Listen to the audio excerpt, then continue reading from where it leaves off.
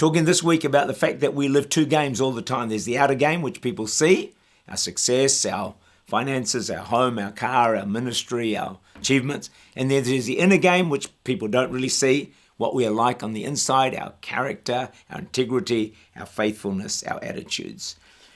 The outer body, yes, it's going to pass away. Everyone who has ever lived has died. There are no exception. You will wrinkle, you will slow down, your body will change shape. But here's the good news.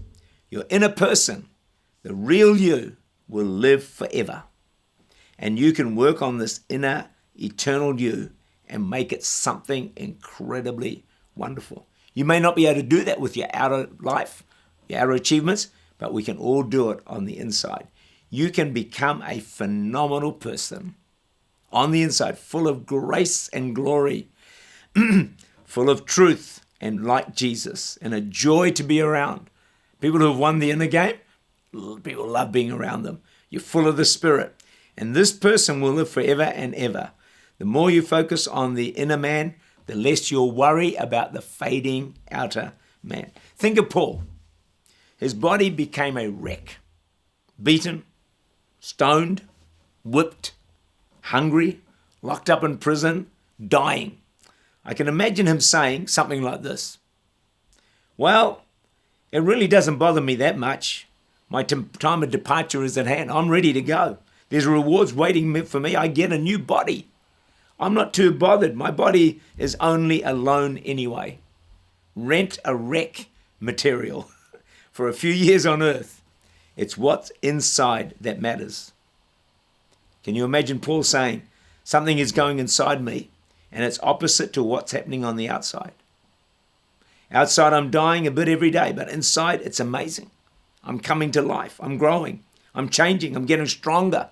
I have more joy even in prison. Even though I'm about to die, I'm being filled with more and more hope. My love for people is growing. It's the most amazing thing. I'm dying on the outside, but inside I'm coming to life.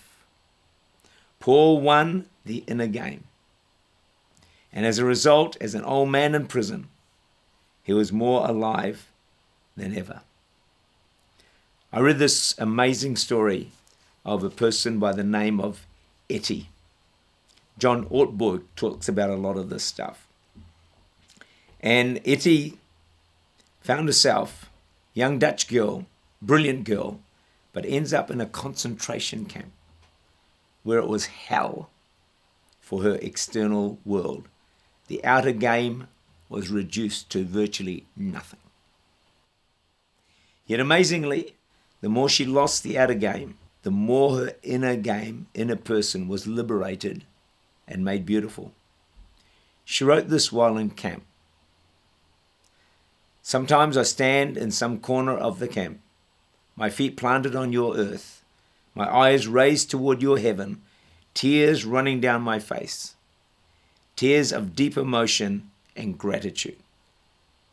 She's in a concentration camp, folks. Etty had a kind word for everyone she met. Like Paul, her outer man was perishing, but her inner man was being renewed day by day. She will enter heaven having won the one game that really matters. The victories, the prizes, the trophies that matter are not the ones on our shelves or the words on our CVs. It's the person we become on the inside. That is the crown we will have forever. If we're not careful, we can lose the inner game, become less attractive inwardly. It is possible to outwardly be winning, but inwardly wasting away, which is the opposite of what God intended. It's my prayer that through the course of this week, and I'll wrap it up tomorrow, is that you will increasingly win the inner game.